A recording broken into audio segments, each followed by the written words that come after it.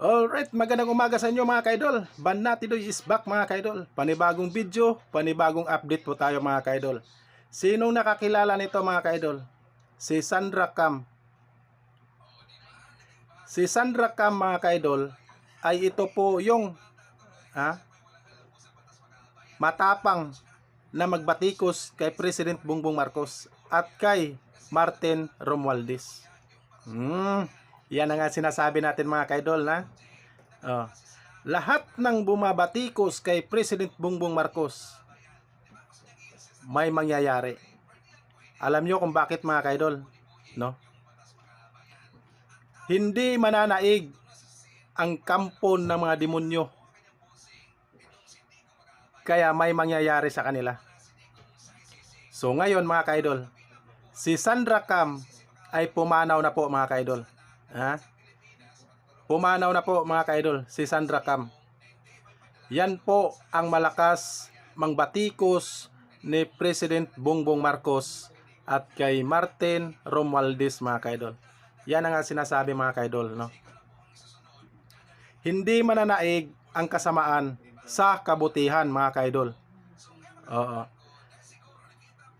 Kaya nga mga kaidol, si President Bongbong Marcos mga kaidol, tahimik na tao, hindi sumasabay sa mga isyu, lalong-lalo na po sa mga fake news, no?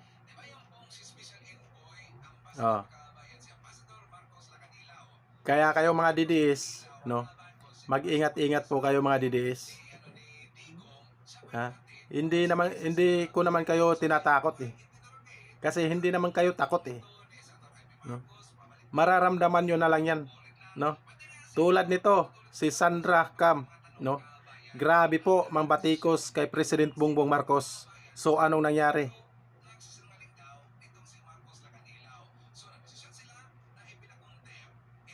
Pumanaw na po.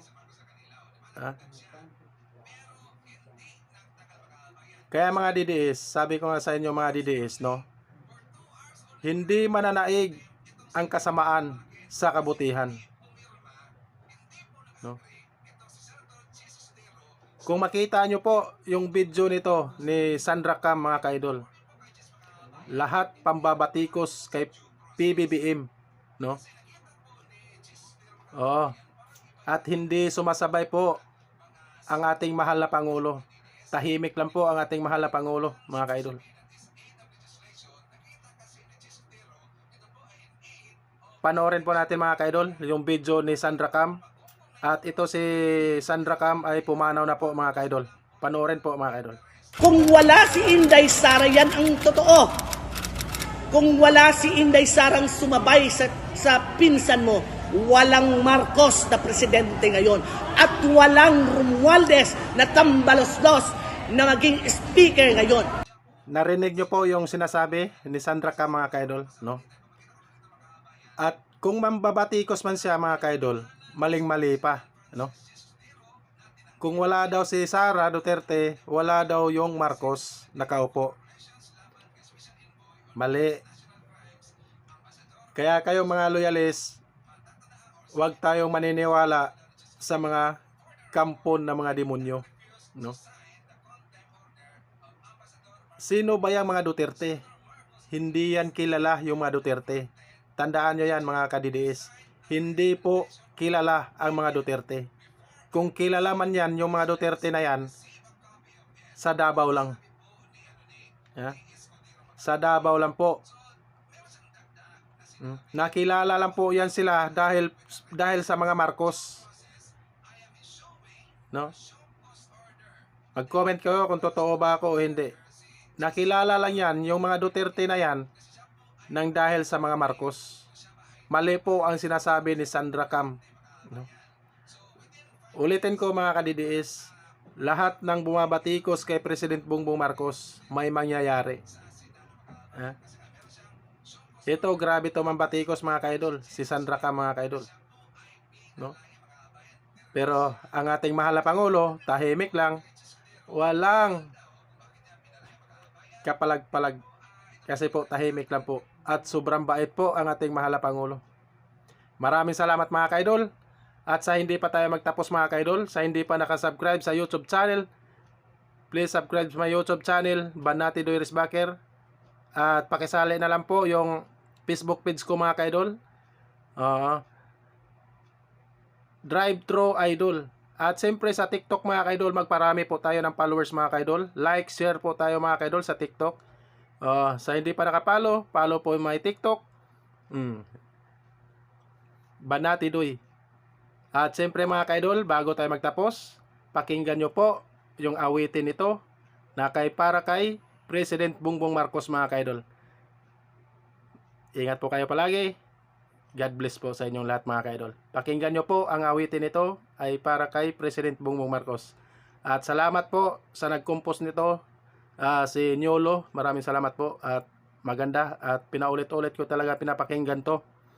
At God bless po sa inyo mga kaidol. Pakinggan nyo po yung awitin nito.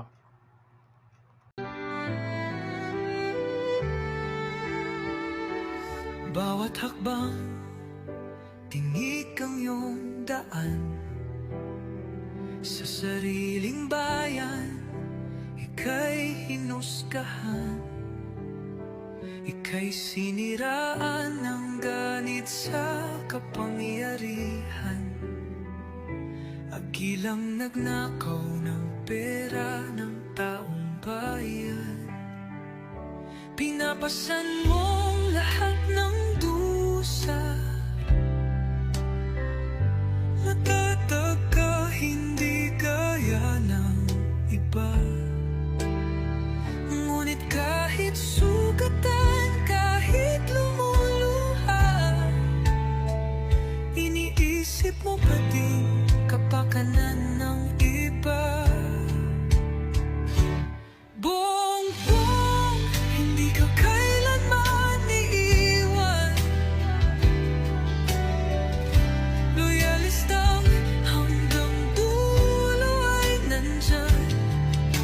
Kasama mo kami sa lungkot mo at saya. Pagkat Pilipinas, ikaw ang pag-asa. Sa laot mo